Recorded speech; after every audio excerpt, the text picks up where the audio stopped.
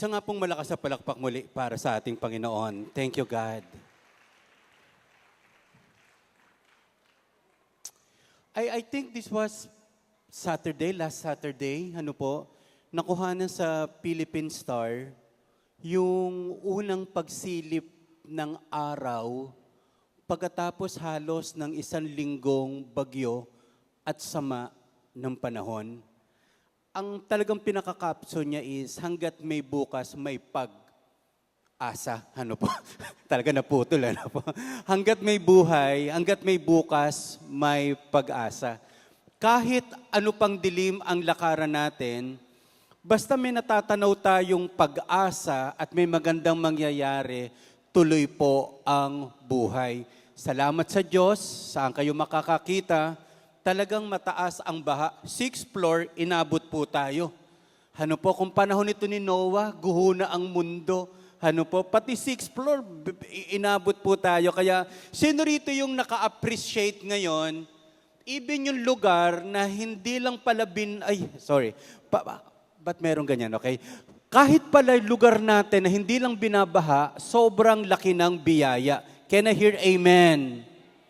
Maaring hindi ganun kaganda, kalaki ang bahay natin, pero hindi po binabaha, napakalaki na po itong biyaya. Kaya kung maghahanap po kayo ng lupa, na bibili, natitiran, consider naman natin kung bumabaha.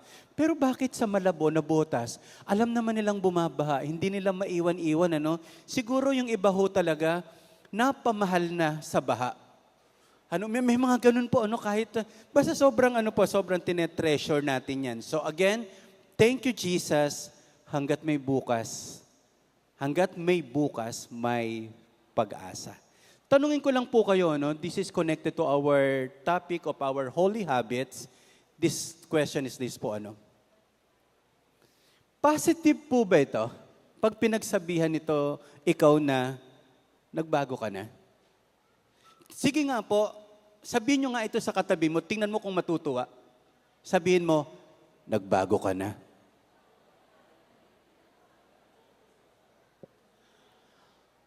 Ano po yung una nyong mararamdaman kapag narinig nyo po ito? Positive ba ito o negative?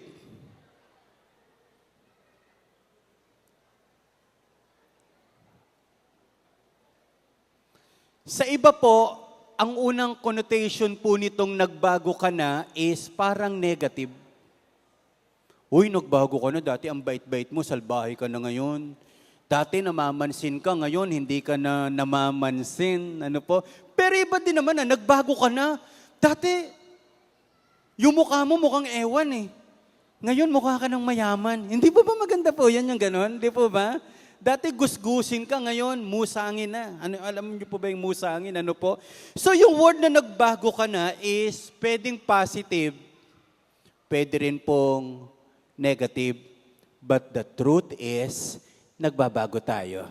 Sa ayaw at sa gusto natin, itsura, ugali, antas ng pamumuhay, totoo po yun, nagbabago na po tayo. Sino po rito yung nakakaalala pa ng picture mo ng baby ka pa? Yung gumagapang ka lang. Minsan ang hirap, sa iba po dahil sa kahirapan ni picture, hindi makapagpa-picture, Ang hirap humanap ng mga lumang picture, So, pakita ko po sa inyo, kasi nagkaroon kami ng class reunion 2 Saturdays ago na, Ito pala yung picture namin nung high school kami. Puro kami naaagnas na. Sige nga, pako-contest ko to sa Tuesday community. Nasaan ako? Pero may tuturo ako sa inyo, si Jackie yan, Jack's Food Chain. Ka-eskwela ko po yan, si Jackie, Kahit malabo, Jackie pa din Hindi po ako to, maitim to Baka eto ko medyo maputi, Sabi ko sa inyo naman, lumaki ko sa araw at amoy araw. So Lucas, 14 years old si daddy niyan. 14 years old. So yan ang itsura po natin. Pero syempre, after 35 years, eto na po ang itsura po niya. May mga mukha na, nagbago na. Ano po? Yung iba, basta, pero to be honest po, even yung mga classmate ko, hindi ko na masyado pong kilala. Pati mga teachers po natin. Talagang isa-isa ko pa yung tinong, lalo na po yung hindi ko ka-section. Dalawa lang naman po yung section po eh. Ano po, section 1 and section 2. Mula grade 6 hanggang third year, section 1 po ako, pero dahil maloko tayo, lahat po nung barkada ko po, nilipat po kami sa section 2. Kaya nagka-rumble-rumble, hindi ko na po kilala yung iba. Pero tingnan nyo po ang daming nagbabago. And after 35 years, marami na rin pong iba't ibang nangyari sa buhay. Kaya nga po, ang sarap din po, sabi ko nga sa mga teachers namin, sana sa 35, 40 years, kasama pa rin namin sila. Ano po, mukhang tingin ko po baka wala nang masyadong makasama, konti na lang after 40 years. Okay. So, even tayo man sa Lord, may tinatawag na Christ-likeness. Gusto ni God maging kamukha tayo ni Jesus. Hindi tayo kamukha ni Jesus nung pinapako si Jesus sa krus, ha? Yung laging parang naghihirap na ganon. Ang gusto ni Jesus, yung Ephesians chapter 4:24. Pero may Romans 8:29 din, na noon pa lang, create na tayo ni God para maging kawangis ng kanyang anak. Sa ibang translation, kahit magbago na kayo ng puso at pag-iisip, kayo ay maging katulad ni Kristo sa kabanalan katuwiran. Dito sa version nito, kayo ay magbihis ng bagong pagkatao na nilalang ayon sa wangis ng Diyos. Sa katuwiran at kabanalan ng katotohanan. So gusto ni God maging banal at tayo po ay matuwid. Technically speaking, by the blood of Jesus, we are righteous. Pero ang tanong lang, totoo bang nabubuhay tayo ng matuwid at banal sa harap ng Diyos? Okay? Tingnan nyo nga po yung katabi nyo po, kung kamukha na ni Jesus. Parang may iba siyang kamukha. Yung iba sa atin, mukha ng Koreano. Kakakain ng samgyup, kapapanood ng K-pop, pati itsura nagagaya. Sabi natin lahat, Christ-likeness. Ang Christ-likeness na nabubuo pa rin po ito, lalo na kapag dumadaan tayo sa mabibigat na sitwasyon ng buhay, doon tayo nagtitiwala at umaasa sa Panginoon. Merong tensyon ng konti sa pagbabago. Merong tensyon, may problema, may matindi tayong laban. Sana sa paglipas ng panahon, automatic, nagiging katulad tayo ni Jesus. Meron dalawang gustong bumago at magpabago sa buhay po natin. Either binabago tayo ng Word of God o ng world. May ibang mga Pilipino po, lumipat sa Amerika o sa Australia o sa Great Britain. 3 araw pa lang may accent na parang nawala na yung pagka-Pinoy, po? Although yung iba naman, sa Singapore lang bumiyahe, may hangover daw. Ano ba yung tag doon? Hangover. ano? Jet lag. So, alam niyo po, kung saan ka pumupunta, nababago yung itsura at pananaw natin. Kung ano yung binabasa natin, nababago ang buhay natin. Kung sino yung sinasamahan mo, sumusunod yung kilos at galaw po natin. Sana, dalawang bagay nito, either binabago ng Diyos ang puso natin. Ang mabigat po kasi sa mundo, ang unang binabago niya panlabas. Panlabas po, pagkatapos sumusunod na rin po yung culture. Kaya itong dalawa lang natin to, either nagiging kamukha tayo ni Kristo o nagiging kamukha tayo ng mundo sa paglipas ng panahon. If we are not rooted from the Word of God, we are like the world. The way na magsalita, the way na kumilos, the way na manamit, even yung tinatawag na worldview o world mindset. Sana, ang maganda kay Jesus, ang unang binabago niya sa atin, hindi ang itsura natin, kundi yung puso at isipan natin. Kaya tamang Ephesians 4:24, sana magbago na kayo ng puso at pag-iisip na nilikhang kalarawan ng Diyos, kabanalan at katuwiran. Okay? So again, ang goal natin sa paglipas ng panahon, habang nagtatagal, nagiging kamukha tayo ni Jesus. Okay? O sabihin mo ulit sa katabi mo, kamukha ka na ni Jesus. Kamukha ka na ni Jesus Nazareno. Ano po? Nakamaroon ka na. Ano po? Huwag naman ganun na, lagi mong pasan ng daigdig. Wow. O sige. The habit of reading God's Word. Okay? So ito yung isa sa pinakamalaking habit para maging katulad tayo ni Jesus. So again, the goal is not the habit, the goal is Jesus. At ginagamit yung mga habit means. Yung Christ-likeness, iyon yung end, iyon yung goal, iyon ang result. So one of the best and primary foundation para maging katulad tayo ni Jesus is the habit of reading God's Word. Pakikita ko po sa inyo, mabilis lang po ito, 4 na bagay, na bakit natin kailangan sobrang i-establish yung habit, yung rhythm, yung routine, yung lifestyle ng pagbabasa ng salita ng Diyos. Sobrang halaga po nito. Okay?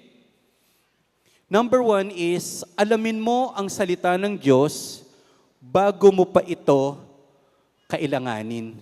Okay? Gab, kaya mo pa bang i-correct, anak, habang ini-explain ko? Paki-off muna, then correct lang natin yung mga lining ng PowerPoint natin. Okay, tingin muna po kayo sa akin.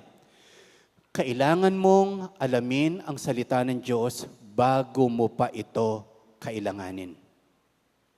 Anong ibig sabihin natin ito?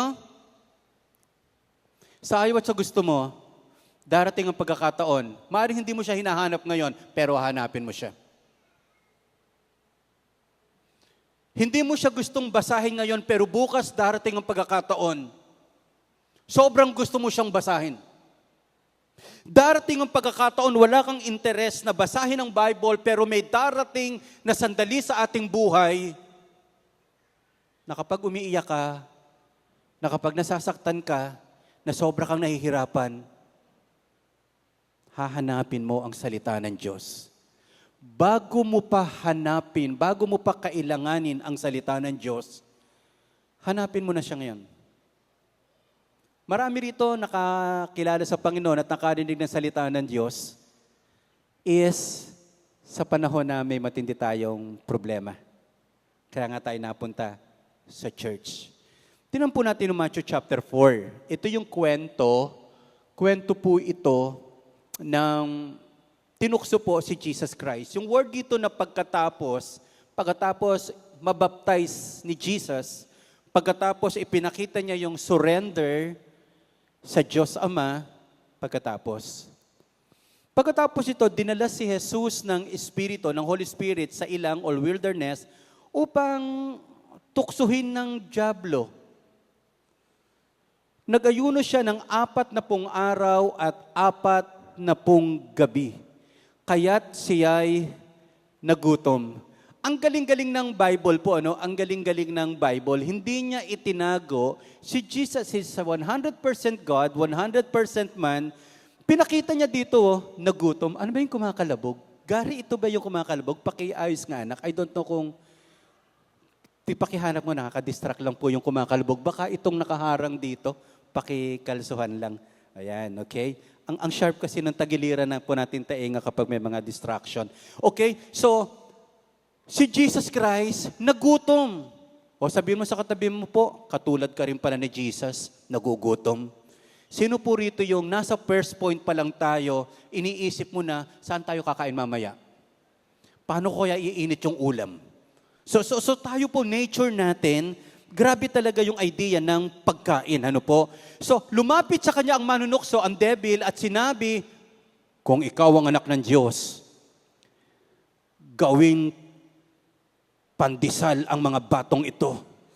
Ngunit sumagot si Jesus, nasusulat, hindi lamang sa monay nabubuhay ang tao, kundi sa bawat salitang nagmumula sa bibig ng Diyos. Patungkol po saan yung temptation ni Jesus, nung tinutukso siya ng devil. Kung ikaw ang anak ng Diyos, gawin mong tinapay ang batong ito. May problema ba doon? Sabi ng devil, kung ikaw ay Diyos, gawin mong tinapay ang mga batong ito. Pagkatapos yung mga buhangin, gawin mong peanut butter. Hindi naman po nakalagay yon. Baka mamaya magutom na kayo, ha? Champurado, gusto niyo po.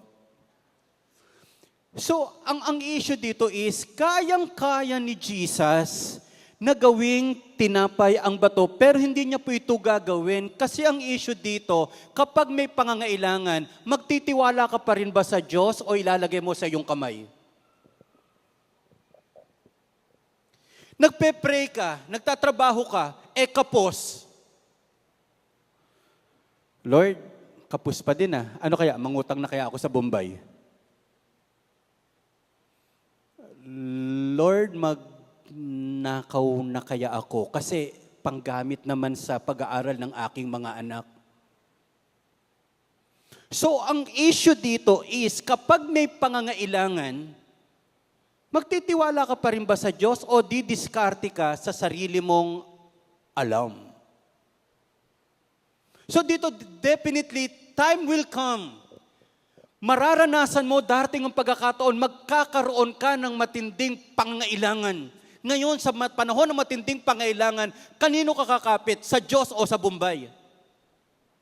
Sa Bombay. Ang taong nagigipit, sa Bombay kumakapit. Pagkatapos, hindi na magpapakita sa Bombay. Bombay. Kaya marami ding sumasama na de-depress na Bombay po. So my point is this, mga kapatid, may pangangailangan darating. Huwag mo sanang dumating ang pagkakataon, doon mo hahanapin ang salita ng Diyos.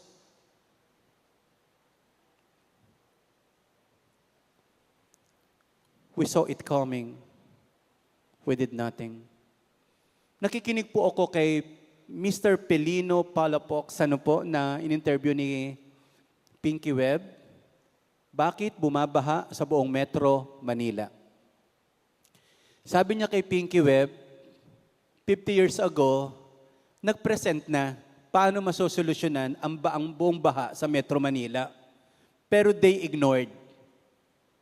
1973 or 1977, iyon ang una na dapat nang kumilos ang buong bansa para solusyonan ng baha. Yun daw yung unang magandang pagkakataon na i-implement yung paano masusolusyonan yung pagbaha sa buong Metro Manila. At ang pangalawa daw magandang panahon para gawin yung floodgate nga po na ito o yung solusyon sa baha is nung pagkatapos ng Ondoy. Wala pa rin ginawa. And the third time to do it is ngayon. Binigay niya raw po ito sa presidente natin, sa lahat ng mga LGU, yung plano 50 years ago. We saw it coming, we did nothing. Sino rito, alam mong may problemang darating? Alam mong magkakasakit ka isang araw, wala kang ginagawa. Alam mo may pag-aaralin kang mga anak, hindi ka nag-iipon. Alam mong may darating sa inyo na problema bilang mag-asawa, ano ang ginagawa mo para ma-anticipate yun at ma-solve ngayon pa lang? We saw it coming, we did nothing. Ganon yung salita ng Panginoon. Kailangan natin siya bukas, ngayon pa lang basahin na natin siya. Kaya napakahalaga na magbasa ng Bible sa ayaw at sa gusto mo, may trahedyang darating, may problemang darating, may unos na darating, may bahang darating. Yung wala kang ginawa. Yun ang malaking problema. Kapag may problema, at doon ka pala nagbasa ng Bible, sometimes, too late. Sino yung pupunta sa giyera, doon ka pa lang po magsasanay bumaril?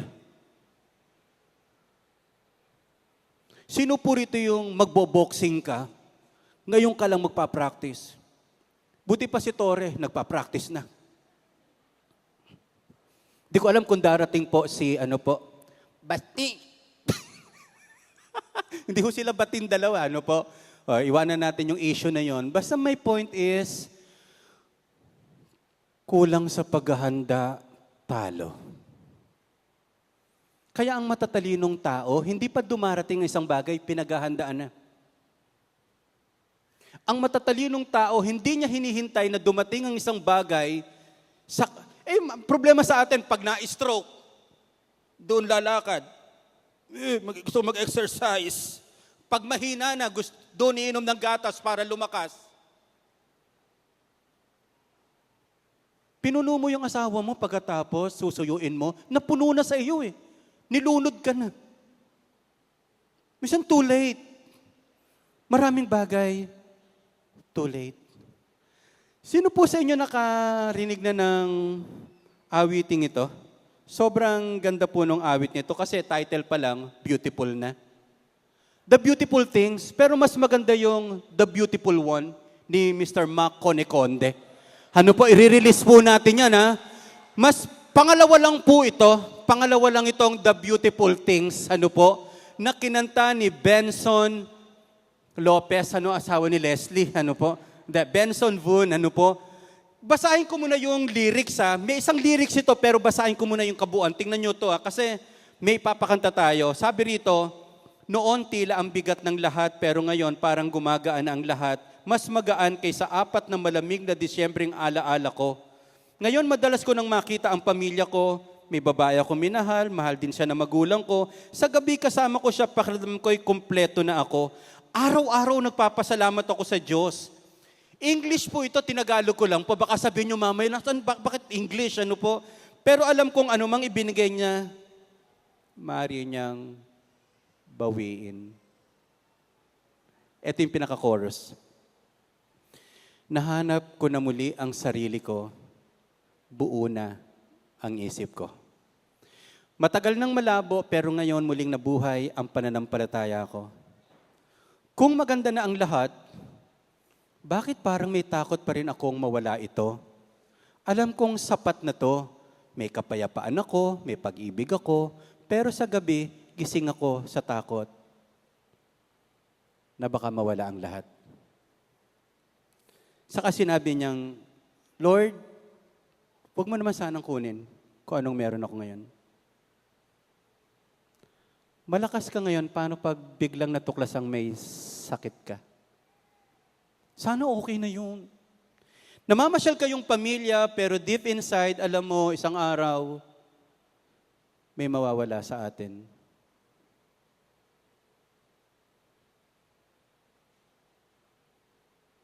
Yung habang nag-outing kayo, ang saya ng lahat, pero alam mo, isang pagkakataon, magsasama-sama kayo sa burol o lamay. Hindi lahat masaya. Hindi lahat okay.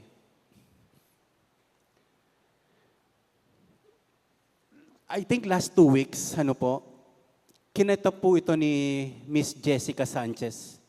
Si Jessica Soho sana yung pakakanta ko po Kaya lang baka 24 oras saka So, si Jessica Sanchez is Pinay. 9 years old pa lang siya, lumaban na sa AGT, di po ba? America's Got Talent.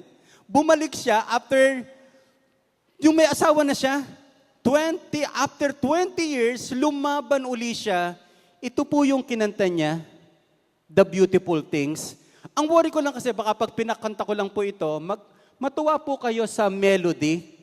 Pero ang ganda-ganda po ng lyrics nito. Ang lyrics nito ay nagsasabing, ang ganda na ng lahat, sana huwag mawala. Deep inside may takot ka sa isip mo na kapag nangyari ito, ano ang gagawin mo? And that is why we need the Word of God. 2.5 minutes lang po ito. Panoorin po natin. Okay? Then after that, si Owie naman ang pakakantahin ka. Okay? Sige, Gabanak, pakanta lang natin to. Come on, Jessica.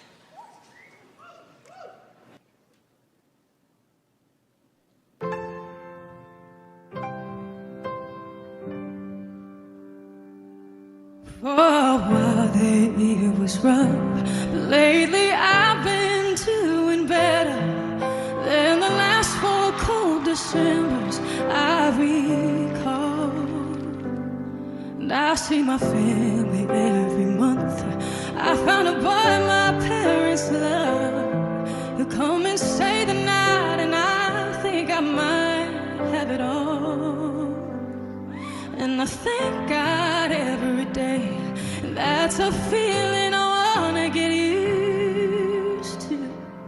But there's no girl as terrified as a girl who stands to lose you.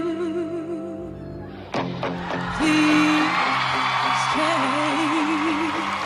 I want you, I need you, oh God.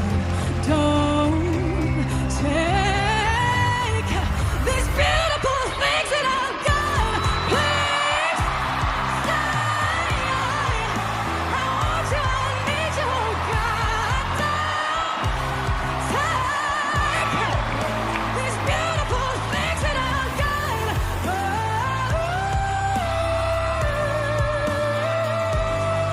Oh, I know I've got enough. I've got peace and I've got love.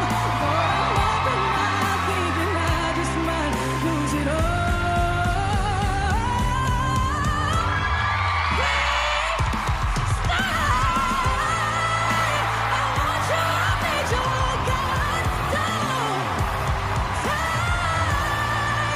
these beautiful things that I've got.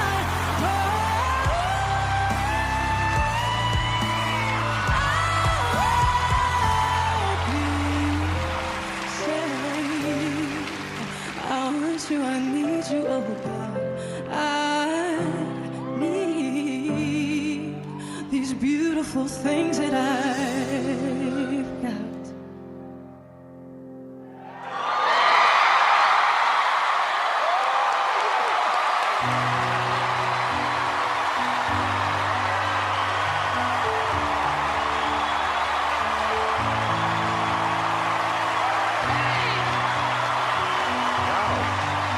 Okay.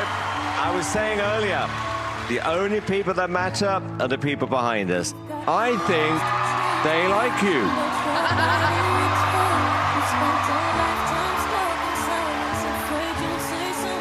Yeah, I gotta say, wow, 20 years is a long time, but well worth the wait. I'll tell you something, I love that song.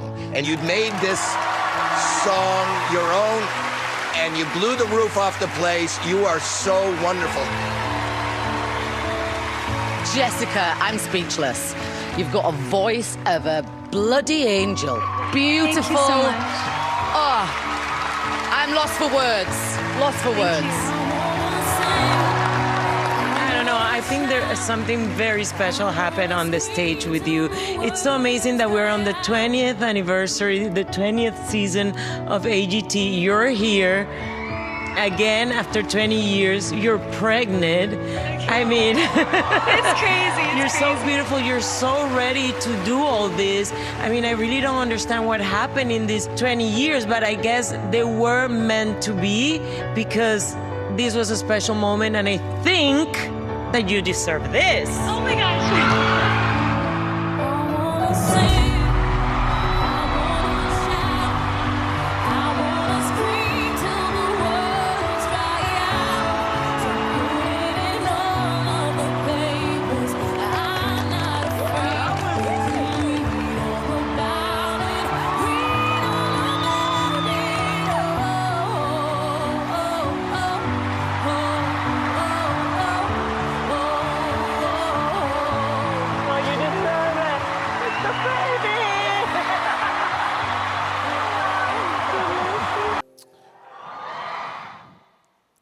Golden buzzer po yan.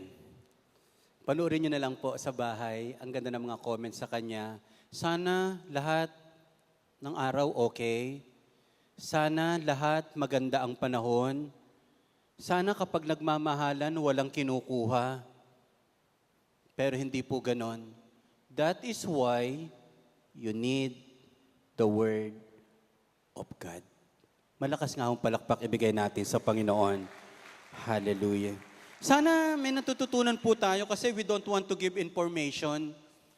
Gusto ko talaga po, biyaya ng Panginoon, sana maihanda kita sa pamagitan ng salita ng Diyos. Yung pwede kasing lumapit kayo sa akin isang araw, Tay, bakit po siya kinuha? Bakit naman siya hindi pwedeng kuhanin? Hindi ko naman po sasagutin yon, pero ngayon pa lang pwede kong sabihin po na gano'n, anak, kahit yung pinakamamahal mo na malakas, mabait, di gumagawa ng mali, pwedeng mawala. Ano gagawin mo? Hindi naman may nangyayari lang pangit sa gumagawa ng masama. Kahit sa mga gumagawa ng mabuti, banal at malapit sa Diyos, may nangyayaring hindi maganda. That is why we need to become rooted to the Word of God. Kasi pag hindi tayo rooted from the Word of God, baka hindi mo kayanin yung mabigat na sitwasyon. At eto, I warn you, sisisihin mo ang Diyos. Pero kung alam natin ang Word of God, alam nating mangyayari ito. Okay? Natatakot na po ba kayo? Ilipat na natin, ano po? So number 2 is, Satan studies the Bible, hindi para sumunod, kundi para lituhin ka. Baka pag nagkaroon ho tayo ng Bible quiz, baka manalo po si Satanas. Kabisado niya yung Bible. Buti pa si Satan, alam ang Bible. Pagkatapos, dinala siya ng dyablo sa banal na lungsod, pinatayo siya sa pinakatuktok ng temple, sinabi niya, kung ikaw ang anak ng Diyos, tumalon ka. Sapagkat nasusulat, uutusan ng Diyos ang kanyang mga anghel para sa iyo at aalalayan kanila upang hindi mo matisod ang iyong paa sa bato. Pag tinanong natin si Satanas, Satan, saan mo kinote yan sa Bible? Sasabihin ni Satanas, Psalms 91. Wow, alam niya po pati reference. Tayo po alam mo may sinasabi sa Bible yung honesty is the best policy. Wala po sa Bible yun. Hindi, meron sa Bible yan yung tapat ko, linis ko. Wala yan. Sa pader yan. Ngayon, tupad ko, linis mo.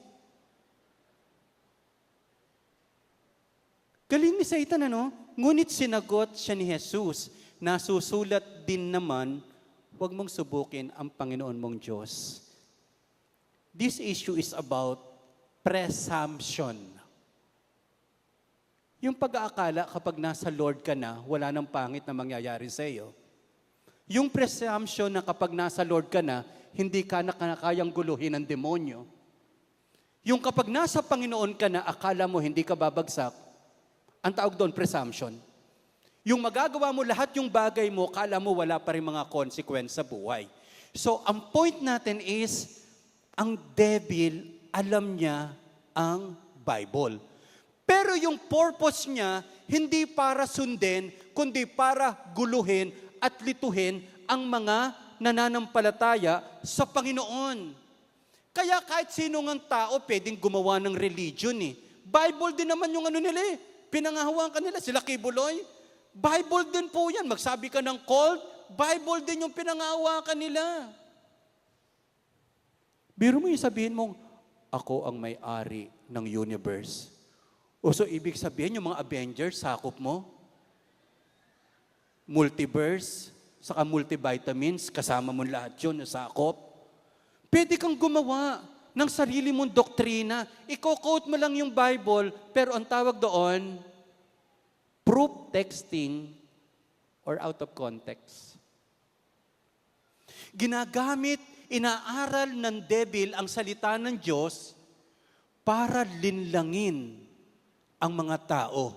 Ngayon, kung hindi tayo nagbabasa ng Bible, isa tayo sa pwedeng maloko ng demonyo. Kung hindi ako nagbabasa ng Bible, ako yung isa sa huling araw. Alam niyo po ba sa huling araw, ang demonyo po magpapanggap na parang liwanag ng anghel ng kaliwanagan? Marami siyang madadaya. Ang mga Pilipino pa naman, mahilig sa mga signs and wonders o yung mga parang, basta yung kakaiba. Ano po, yung lumuha ang tupa, ano po yung ganyan, tumilaok ang manok, ano po. Ang dami nagbilihan ng andok. Salamin mga ganyan. So ang point natin, maraming madadaya po. Kaya sabi ni Paul, kung may mag-search sa inyo ng ibang gospel, itakwil nyo. Ako po nagsasabi ho nito, huwag nyo na pong entertainin yung mga nagbabahay-bahay na may kariton, na may dala mga booklet. Huwag nyo na pong entertainin ng kulit po. Hindi po kayo mananalo po sa kanila. Hindi po kayo mananalo po sa kanila. May dalawang puti, may nakaitim dito, nag-aalok ng funeral plan. Ano po? May mga ganun po, may mga ganun po. So, ingat, nakita nyo po, alam ng demonyo, alam din niyang i-quote. Pero again, ang purpose niya, kaya inaaral para po linlangin tayo. O tingin po kayo sa akin, hindi binabasa ang Bible para pang debate. Hindi po binabasa po ang Bible para po malamang tayo po ay magaling. Hindi po yun ang purpose ng Bible, kundi for transformation. Okay? Again, ang gusto ng demonyo, dumiskarte ka lang palagi kahit hindi ginagamit ang salita ng Panginoon. Kung mas kabisado ng dyablo ang Bible kaysa sa iyo, delikado ka. Tapikin mo sa muka ang katabi mo, delikado ka. Sayaw ka lang ng sayaw, wala kang alam na Bible verse. Tugtog ka ng tugtog, wala kang alam pang devotion. O, yun ang mahirap, ha? Ngiti ka ng ngiti sa harapan dyan, ha? Ba't ba tinitira natin ng mga volunteers? Ano pa? Basta ako, Arnold, di makali pa rin po ako. Ilalaban ko yan sa America's Got Talent, The Voice Edition. Ito, disclaimer po ito. Gusto ko pong tayuan at ilaban po talaga si Kuya Arnold. Pag si Kuya Arnold po nagbibideo okay, hindi po siya nakainom. Normal lang po yun. Hobby lang po yun.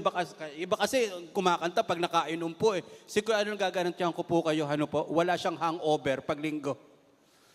Delikado ka kapag hindi kayang-kaya tayong lokohin at talunin ng demonyo. Oh, sorry. Tingnan niyo po ito. Kapag pag yun lang ang binasa mo, malaya akong gumawa ng anumang bagay at binura mo yung sinasabi ng iba, totoo yun, ngunit hindi lahat, malaya akong, pwede mo ikaw to. Sabi nga sa 1 Corinthians 10:33, malaya akong gumawa ng anumang bagay. Kaya okay na sa akin kahit mag-drugs ako. Okay lang ako kahit sirain ko ang buhay ko. And sabi sa Bible, ang liwanag, malaya akong gawing anuman ang lahat ng bagay. Magdota, magganyan, wala. Kahit di mag-aral lang mabuti, okay lang yun. Pwede mo ikot, nasa Bible yun. Alam niyo po bang may nakasulat din sa Bible, walang Diyos. O, pwedeng i-quote po yan ng mga atheists, walang Diyos. Pero ang kasunod noon, sabi ng mga hangal. Pag kinote mo lang yung malaya akong gumawa ng anumang bagay, ang interpretation mo at magiging application mo, okay lang kahit ano sabihin mo, kahit nakakasakit ka. Okay lang na gawin mo kahit ano, kahit nasisira ang iyong katawan. Kasi may kasunod eh. Sinasabi ng iba, totoo yun, ngunit hindi lahat ng bagay ay nakabubuti. Ano sa English to? Everything is permissible, but not everything is beneficial. Oo, wala namang masama na isubsob mo ang sarili mo sa trabaho, pero wag mo namang abusuhin ang katawan mo. Malaya akong gumawa ng anumang bagay, ngunit hindi lahat ay nakatutulong sa ikabubuti ng iba. Ba't nyo ba ako pinapakialaman? Itong aking sexual preference. Malaya akong gumawa sa anumang bagay. Nasa Bible yan. Ganyan po dumiskarte ang demonyo. Kaya yung mga masasakit po yung ulo, ang dami nilang panlaban sa buhay. Ano po? Kaya mga kapatid, ingat po. Pag hindi natin alam ang salita ng Diyos, gagamitin ng demonyo ang salita ng Diyos para ka ilayo sa Panginoon. Sino po rito magbabasa na po ng Bible ngayon? Ano po? So, magbasa na po tayo ng Bible. Sobrang malaki ang nawawala sa atin every time we don't read the Bible. Malakas nga mo ng palakpak ibigay natin sa Panginoon. Hallelujah. Ang number 3 na problema natin ay ito. Sabi, hindi mo kailangan ng more time. Kaya hindi nakapagbabasa ng Bible kasi wala akong oras. But the truth of the matter is this, hindi mo kailangan ng more time, kailangan mo lang ng tamang priorities. O real talk po ito Hindi sa wala kang oras, hindi importante sa iyo ang salita ng Diyos. Sino po rito yung walang time sa pagkain? May narinig na po kayo ng ganon? Sino po rito yung nagsabing, wala na akong time sa social media? So, most of the time, hindi tayo nagbabasa ng Bible because we have no time. Hindi natin siya priority. Kasi lahat lang ng meron kang oras, yun ang totoong mahalaga sa iyo. Sa totoo lang, hindi nga ako maniniwalang mahalaga sa iyo ang pamilya mo kung hindi ko malang nakikita lumalabas kayo, nagsasama-sama. Pwede mong sabihin, pero kung iba ang ginagawa natin, dalawa lang naman malalaman mo kung priority mong isang bagay, according sa schedule, saan mo ginagamit yung pera mo. Yun po yung dalawang maliwanag, paano masabing priority mo ang isang bagay. So real talk again hindi ang problem natin, wala kang time. Baligtad nga din. Kung sobra kang busy, lalong hindi ka pwedeng hindi magbasa ng Bible. Ito yung pangatlong tukso. Dinala siya ng diablo sa isang napakataas na bundok at ipinakita sa kanya ang lahat ng mga kaharian sa sanlibutan at ang karangyaan ng mga ito at sinabi niya sa kanya, ang lahat ng mga ito ay bibigay ko sa iyo kung ikaw ay magpapatira pa at sasamba sa akin. At sumagot sa kanya si Jesus, lumayas ka Satanas, sapagkat nasusulat, sambahin mo ang Panginoon mong Diyos at siya lamang ang iyong paglingkuran. Quick observation muna. Nakita niyo po nang dumating ang problema kay Jesus and even temptation, never na nagpanik si Jesus. Ang tuntungan niya, truth. And this is my worry to you. Pag nagpapanik ka kaagad, you are reacting that you don't know the truth of God.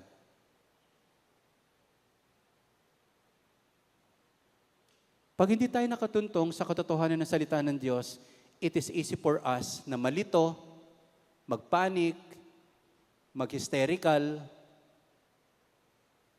Si Jesus Christ, tatlong sultada na to tatlong pagharap na to So, grabe si Satanas, ang kapal ng muka. Sabi kay Jesus, nakikita mo to? Ibibigay ko sa iyo ito, sambahin mo lang ako. Medyo may pagkatanga rin si Satanas, ano po? Ano po? Kasi tingnan niyo po, paano okay si Jesus? Si God nga ang nag-create ng lahat ng bagay. Lalong hindi niya kilala si Jesus. Hindi niya kailangan yun. Even without everything, Jesus is Jesus, God is God without everything. Kaya dito lumabas na yung kabobohan ni Satanas sa pangatlong laban na to. Sabi niya, lumayas ka nga dyan, baka kutusan kita. Wala naman yun. Si pastor nagkukot, wala naman sa Bible. Ano po? Para praise lang po yun. Ano po? Sambay mo. Ano yung pangatlong temptation? So sabi, lumuhod ka sa akin. Ito ang temptation ng karamihan sa lahat sa atin. Maaaring dumaan ka rin dito. Gusto mong magtagumpay na hindi naghihirap? Gusto mong yumaman na hindi nagsisikap? Gusto mo ng resurrection, walang crucifixion? Gusto mong umukay ang lahat ng bagay na hindi ka dumadaan sa process? Shortcutin mo na lang, sambahin mo ako. Jesus, sambahin mo ako. Hindi ka nadadaan sa cross ngayon pa lang. Grabe, luluwalhatiin ka. Maraming tao ngayon, I don't know kung ito rin yung issue ng mga millennials, ng mga Gen Z. Gusto mong umasenso na hindi ka dumadaan sa mga proseso ng kahirapan. Minsan, hindi mo gusto na daanan yung maraming hirap. Hindi ako nagpaalam kay Lori pero gamitin ko lang po ito. September pa kasi pasok ni Lori, nag-OJT po siya sa isang company. Laki pong gulat niya. 8 hours. 10 ba, Lori? 8 or 10? 8? 10 hours. Ang laki unang kita niya, 200. Sabi ko, anak, checkehan na lang kita. 150. Maglinis ka na lang ng bahay. Pero at least nakita niya, yung mga nag-OJT, 10 oras nagtatrabaho, 200 lang ang kita. Pero ang hindi mo kayang mabayarang lesson doon, sana nakita mo, ang daming tao, grabe ang hirap, eto lang ang kita, kaya mag-aral kang mabuti. Dahil kapag hindi ka nag-aral mabuti, ganyan din ang sapitin mo.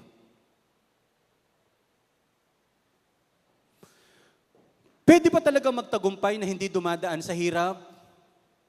Pwede ba talagang umasenso na walang sakripisyo? Wala. There is no glory without pain and suffering.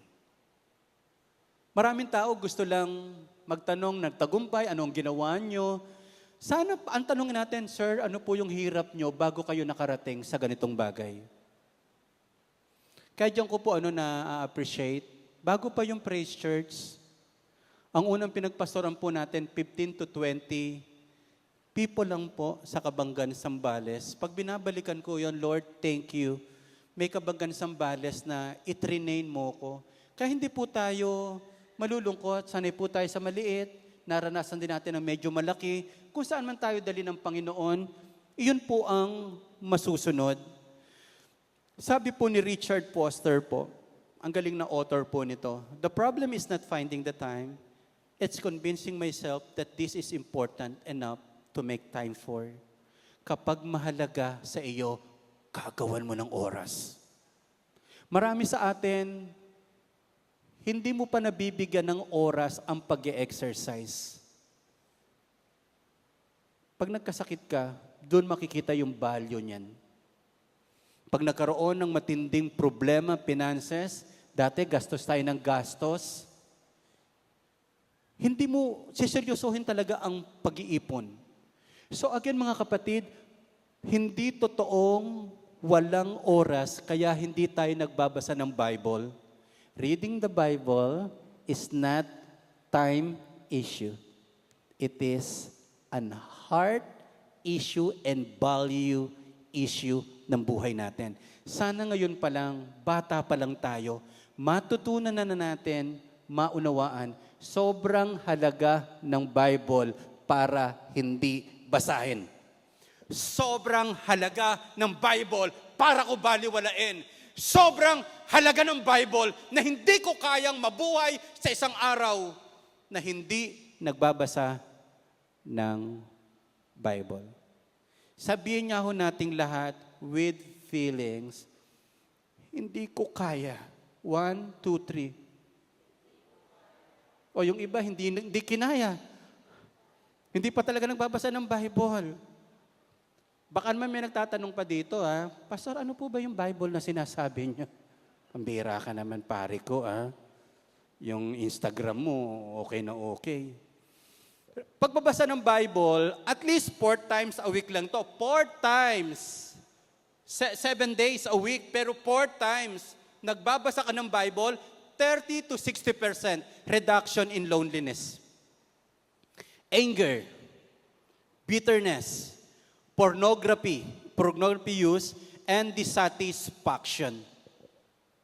30 to 60% ma-overcome mo na agad ito. How much more kung 7 times a week pa po? And 200% increase in sharing the faith. Kaya hindi na tayo nakakapag-share ng gospel, nakakalimutan na rin natin magbasa ng Bible. 230% increase in discipling others. Maraming sinosolve ang pagbabasa ng Bible. And I can guarantee you, by God's grace, pag sinimulan mo umaga pa lang ang Word of God, ano po, sa Word of God, buong araw kayang protektahan ng Panginoon sa iyong buhay. Mas magiging productive tayo, mas magiging fruitful kapag inuna natin, 15 minutes lang ho, kahit reading the Bible, kahit 15 minutes lang. Kung 10, kahit 5 minutes. Ano po, ang mahalaga hanggang sa ma-build up yung habit ng pagbabasa ng Bible. Malakas na palakpak ibigay natin sa ating Panginoon. Hallelujah. So lastly is this. Ang role ng church, hindi i-feed ka araw-araw, kundi turuan kang kumain mag-isa. Iyon po kasi ng pag-equip natin, tinuturoan natin ang bawat isa na magbasa ng Bible, mag-meditate ng Bible, pero hindi po ang problem is, eto naririnig ko ito dati, lumilipat ng ibang church kasi hindi maganda ang sermon sa church na yun. Hindi ako napifeed, hindi ako napapakain. Tandaan niyo po yan. Kaya lumipat ng simbahan kasi hindi raw siya napapakain. Anong sabi ni Paul? Sa totoo lang, sa panahon ito, dapat nagtuturo na kayo eh. Hanggang ngayon, alagain ka, bebe. 60 years old ka na, hindi ako napipid. Grabe, senior citizen na tayo po. Discounted na tayo ng 20%. Ngunit kailangan pa rin kayong turuan ng mga paunang aral ng salita ng Diyos. Gatas pa rin, kailanganin ninyo. Alam nga naman si Nanay Puring nagsabi, Dede, parang pangit ano po? Dede hinahanap ni Nanay, ano po? Kaya si Nanay, alam niyo po, ang sikreto ni Nanay, kaya 93 years old, Coca-Cola. Hindi totoo, tanongin niyo sila Belay, sila Diding. Coke ang iniinom na kasi nga, matured na si Nanay, dalaga na. So mga kapatid, huwag nating iasa sa iba ang isang bagay na dapat ikaw na ang gumagawa para sa sarili mo. Walang makapagbubukas ng Bible mo kung hindi ikaw. Walang makapagbabasa ng Bible mo kung hindi ikaw. Walang pwedeng magturo sa sarili ho natin kung hindi ikaw ng salita ng ating Panginoon. If you are spiritually hungry, it's not because God stopped feeding, it's because you stopped eating. Tingnan nyo nga po ako. Imagine niyo po ang rep nyo. Sino po rito ang rep nyo po? Ang laman punong-puno ng tubig. May maliit na tubig, may tama lang na tubig, at may napakalaking tubig. So, ang rep nyo po ay isang malaking Antarctica na punong-puno ng yelo. Pero imagine mo kung ang rep mo punong-puno ng pagkain, may hotdog, may hamon, may crispy pata, may itlog, may hamon, may menudo, may tsado. Nagugutom na ba kayo? Ano po? Pagkatapos lumapit ka sa mami mo, Mami, gutom na ako. Anak, may laman sa rep. May pagkain sa rep. Ba't hindi ka kumain? Ba't mo diniprive ang sarili mo? May pagkain, ayaw mong kumain. May bigas naman tayo, pwede ka naman magsaing. Yan ang problem sa mga Christian na parang binaybi natin, lahat na lang parang kailang ikaw gumawa sa kanila. So mga kapatid, it's about time na dyan ang pagkain, kakainin mo na lang. Na dyan yung daily devotion natin, may Sunday service, may Tuesday community. Lahat nga na umaten sa Tuesday community, magsabi ng Amen. So, biro mo, may mga ganyan pa tayo, may mentoring. Pag nanghina ka na lang, anak, kasalanan mo na lang. Anak, meron ka naman pwedeng po, may fusion. Hindi ka umaten. May conference, hindi ka na naman umaten. May campaign sa church, Bible reading, hindi ka na naman sumabay. Pagkatapos, sasabihin mo, nangihina ka. Hindi kasalanan ng Diyos kung we are spiritually malnourished. Kasi, Inilay daw na ni God lahat ng pagkain natin. Ang goal na lang natin, kumain ka. Lalo na po sa internet. May YouTube, may podcast, name it. Ano po, pati Spotify ho. Ang dami na po dyan na pwede ho nating basahin. Again, it is your responsibility to read the Word of God. O sige nga, Lori, anak, konting background lang. And then dito tayo magtatapos. Yun ang pinakamagandang gustong-gusto ko pong narinig ninyo. Magtatapos na tayo. Amen! Hallelujah! Makakakain na rin po kami. Sabi sa Jeremiah 15:16, your words were found and I ate them and they became my joy. Natagpuan ko ang iyong mga salita at ito ay aking tinanggap.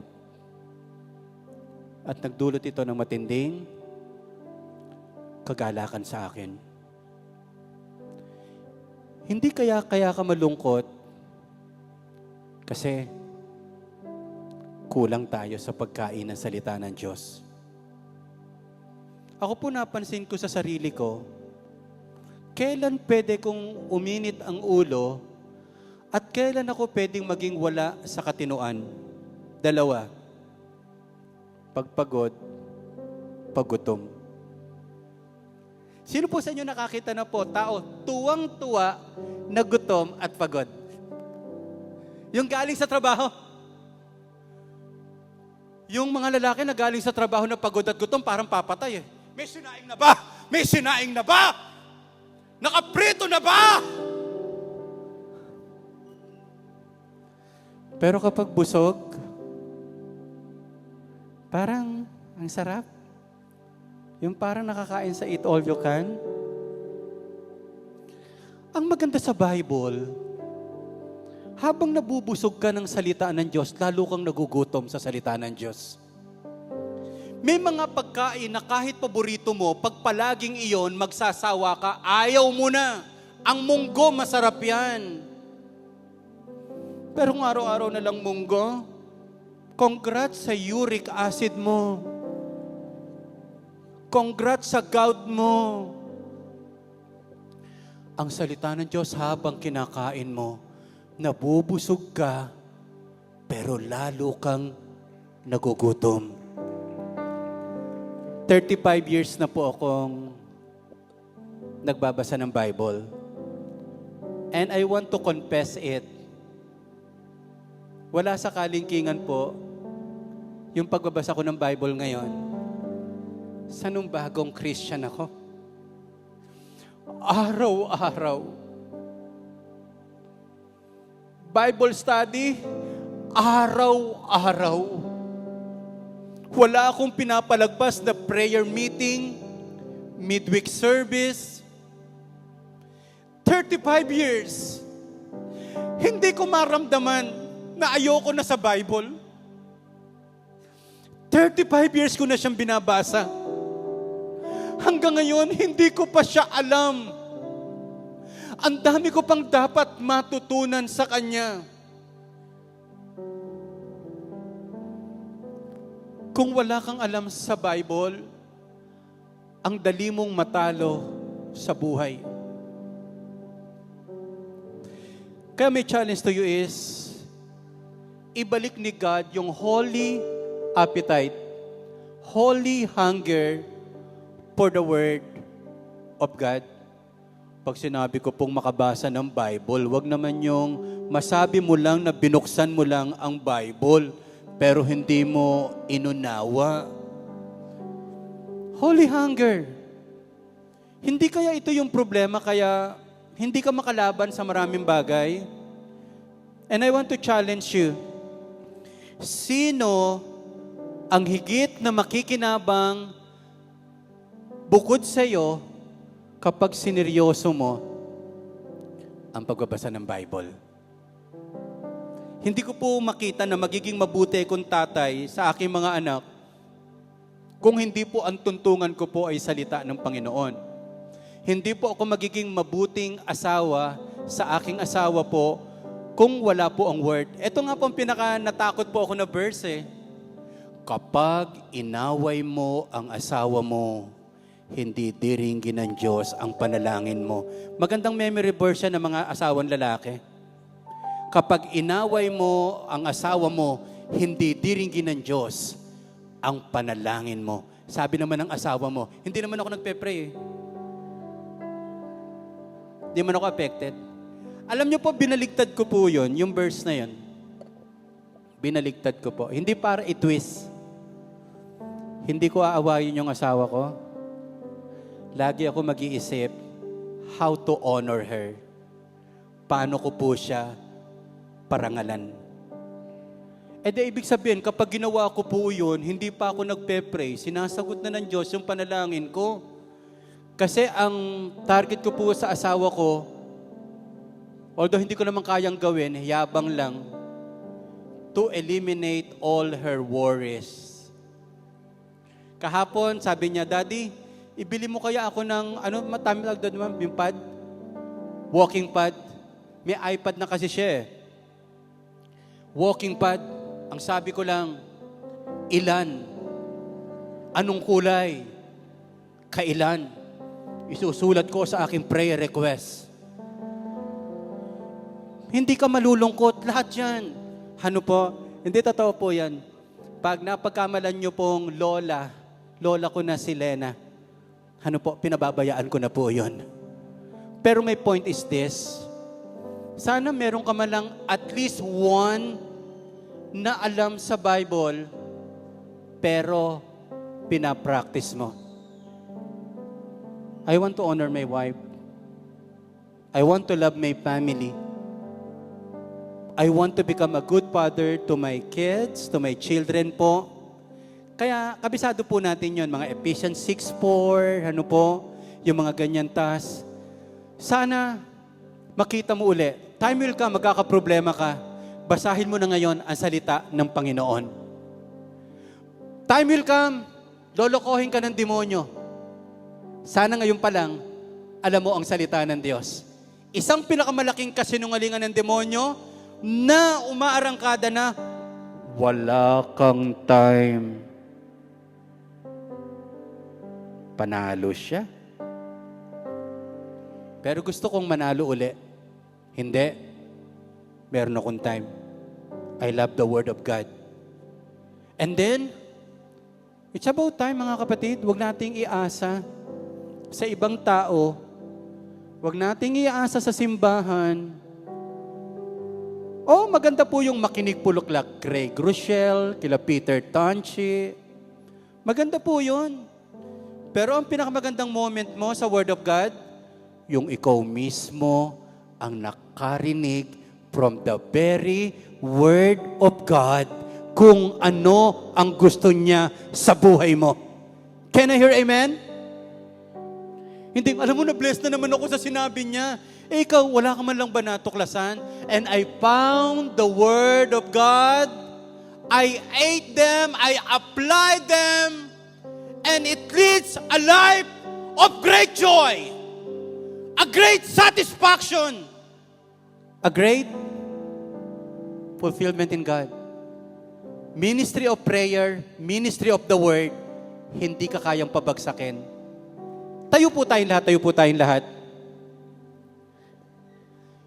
Alam niyo po yung huling verse sa temptation ni Jesus Christ? Yung pinaka-verse 10, kung di tayo nagkakamali, wala na ito sa screen po natin. Ang sabi doon, hindi kinaya ng demonyo si Jesus. At lumayas si Satanas, although pagkakasabi doon sa Matthew, at pinaglingkuran siya ng mga anghel. Sa ibang translation, lumayas si Satanas at humanap ng ibang pagkakataon. For the meantime, hindi ko kaya si Jesus. Ang lakas niya sa Word! Ang lakas niya sa Word! Hindi ko kaya to! Eh sino lalapitan ko? Yung hindi nagbabasa. Yung hindi nagbabasa. Kaya, Pag anytime na binitawan natin ang salita ng Diyos, doon pumapasok ang demonyo. Ang daming problema sa bahay, ang daming problema sa trabaho, ang daming anxiety, ang daming worries. Go back to the Word of God. Ang ganda nung kinanta ni Grace kanina, yung faith arising, sana hindi lang yung baha at tubig ang tumataas. Sana tumataas din po yung pananampalataya po natin because of reading the Word of God. Pwede ba nating awitin lang saglit po yung awiting yon? Totoong bumabaha, totoong bumabagyo, totoong may kaaway, pero totoo ang salita ng Diyos na ang mga taong nakatuntong sa salita ng Diyos hindi kayang paguhuin ng kung anumang problema at bagyo because the very Word of God, the truth, Jesus is the truth! Jesus is the truth! Kasabihan ng demonyo, hindi mo na kaya. Huwag ka na lang magpumilit. It's about time mga kapatid. Lalo na sa mga kabataan, I challenge you. Ito from Pastor Manric. Take care of your devotion. And your devotion will take care of you. Hindi mo pinabayaan ang pagbabasa ng Bible, hindi ka rin pababayaan ng salita ng Diyos na kinain mo, minahal mo, niyakap mo, ipinamuhay mo, isiningin mo talaga sa DNA mo. Pagdating ng bagyo, hindi makakaporma ang bagyo. Because the very Word of God is more powerful than any situation, than any sickness, than any problems. Because the Word of God will stand forever. Lahat ng nakikita natin, mawawala. Pero ang salita ng Diyos, from eternity to eternity, hindi mabubura, hindi mawawala. At imagine kung nakatuntong ka ngayon sa salita ng Diyos, whatever happens, you will stand. Because your faith is arising every time you love and apply the Word of God. Awitin lang muna natin to. Maring inawit natin to kanina, pero grabe, mas nag-enforce through the Word of God. Then after that, I will pray for you. God bless mo, anak. When I say your name, I see faith arising. When I say your name, my fears they come crashing. When I say your name, you're drawing me in your embrace. Come on, church! Oh, when I say your name, I know there is healing. When I say your name, I'm no longer lacking. When I say your name, you're drawing me in. Hallelujah! Come on, church, let's declare in Jesus' name. In Jesus' name, I see faith arising. In Jesus' name, my fears they come crashing. In Jesus' name, you're drawing me in your embrace.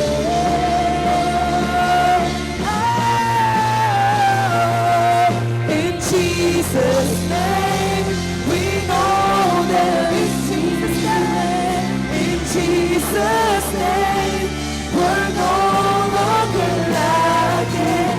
In Jesus' name, we're drawn into your embrace.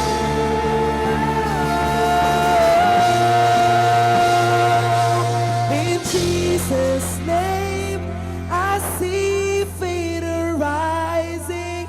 In Jesus' name, my fears they come crashing. In Jesus' name, we're drawn into your embrace. Come on, praise church. Let us declare in this place. Hallelujah. In Jesus' name, we know there is.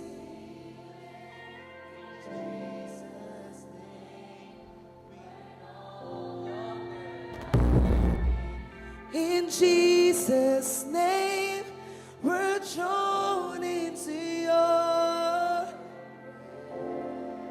For the last time, church, let us declare in Jesus' name, I see faith arising.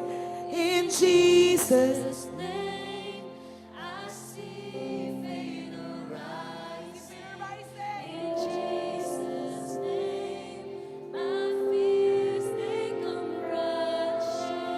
In Jesus' name, you're drawing me in your will. Lord, your name is powerful, God.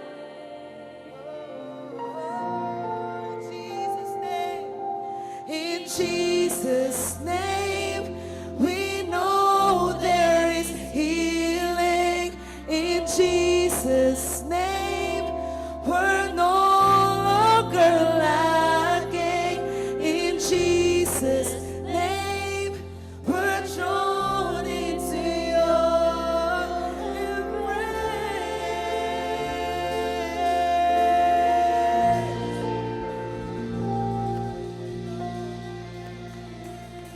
Let me pray for you.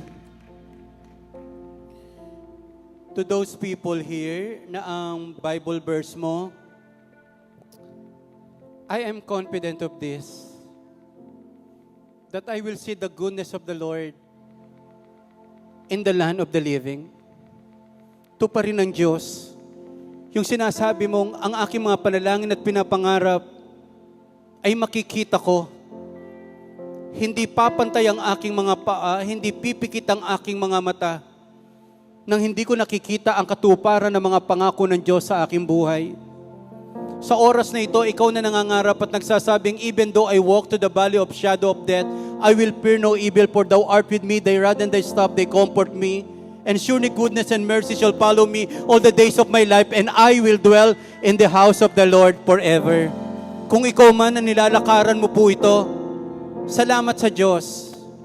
If you are a leader of this church, ito po yung pinanghawakan ko, Philippians 1:20-21. Ang aking pinakananais at tinaasahan ay huwag ako magkulang sa aking tungkulin, kundi sa lahat ng pagkakataon ay magkaroon ako ng lakas ng loob upang sa mabuhay o sa mamatay ay maparangalan ko si Kristo. Tayuan mo ang salita ng Diyos at itatayo ka ng salita ng Panginoon. Itayo mo ang salita ng Diyos at panghawakan. At hawakan ng salita ng Diyos ang iyong buhay. Wala akong nakita na pinabayaan ng Panginoon, na minahal ang salita ng Diyos, na nabuhay sa salita ng Panginoon. I want you to raise your hands into the heavens. Hallelujah. This is the fresh manna from heaven. Huwag kang masatisfied sa dati mo nang alam. There is always a new revelation of God from your life. Okay lang naman yung mga daily bread, pero kailan parang second-hand information? Alam mo yung ininit na pagkain, walang katumbas at walang kasing sarap yung bagong lutong pagkain. At yan po yung personal devotion mo. Ang sarap na ikaw mismo ang tunay na nakatuklas at sinabi sa iyo ng ating Panginoon. Marami pong salamat, O God, sa mga kumakaharap na sa mga problema ng buhay. Ipaalala mo sa kanila ang mga salita ng Diyos na kanilang binasa, na kanilang narinig noon pa man. At sa mga taong kakaharap pa lang sa maraming laban ng buhay, patatagin mo siya ngayon. Patibayin mo siya ngayon, Panginoon. Hawakan mo po siya, O God. Problem will come and we will not allow na wala kaming ginawa. And the best thing we can do is to read the Bible, meditate and apply it. Praise Church family, tanggapin mo ang kauhawan at kagutuman sa salita ng Panginoon, na hindi mo kayang mabuhay na hindi nagbabasa ng salita ng Diyos, na hindi mo kaya magpatuloy na wala ang salita ng ating Panginoon. May the Lord bless you and keep you. Samahan, tulungan, at lagi kang pagpalain ng Diyos. In Jesus' name, amen at amen. Malakas na palakpak ibigay natin sa Panginoon. Makaupo na po tayong lahat. Thank you, Jesus. Thank you, God.